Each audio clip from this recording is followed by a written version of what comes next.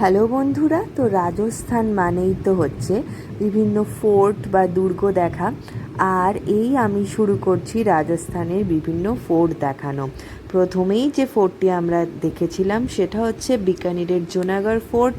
এবং এই জুনাগড় ফোর্টের বিশেষ বৈশিষ্ট্য, রাজস্থানের অন্যান্য ফোর্টগুলি অবস্থিত পাহাড়ের ওপর, কিন্তু এই জুনাগড় ফোর্টটি অবস্থিত প্লেন ল্যান্ডের ওপর। এটি বিকানিরে অবস্থিত।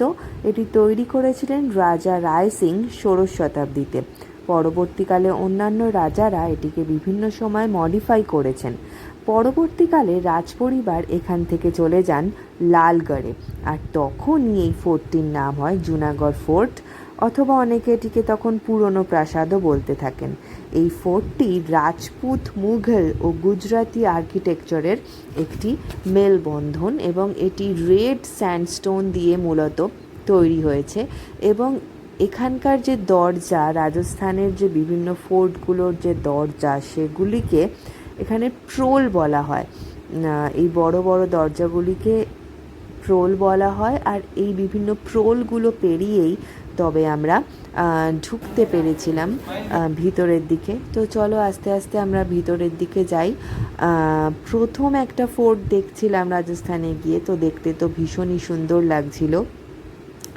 আর এর ইউনিকনেসটা প্রথমেই বললাম যে এটি সমভূমিতে তৈরি হয়েছিল, কোনো পাহাড়ের ওপর নয়। তো চলো আস্তে আস্তে তোমাদের সাথে শেয়ার করছি এর বিভিন্ন ভিডিও।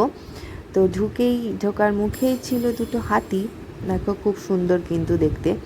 তো তারপর আস্তে আস্তে ভেতরে নিয়ে যাচ্ছি তোমাদের।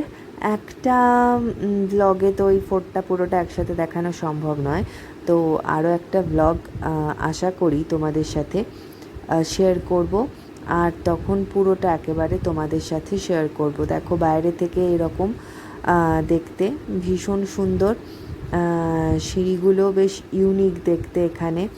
চলো, আর এইভাবে আরও অনেক সুন্দর সুন্দর ফোর্ট আমার সাথে দেখার জন্য তৈরি হয়ে যাও।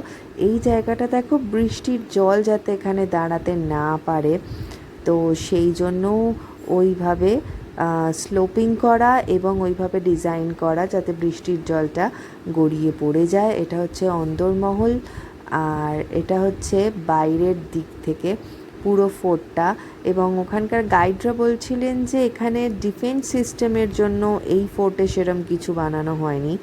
এই ফোর্টটা মূলত বানানো রাজ পরিবারের লাক্সারির জন্য, যাতে ওরা আরামে খুব ভালোভাবে থাকতে পারে, সেই জন্য। আরও ব্লগ নিয়ে আসছি।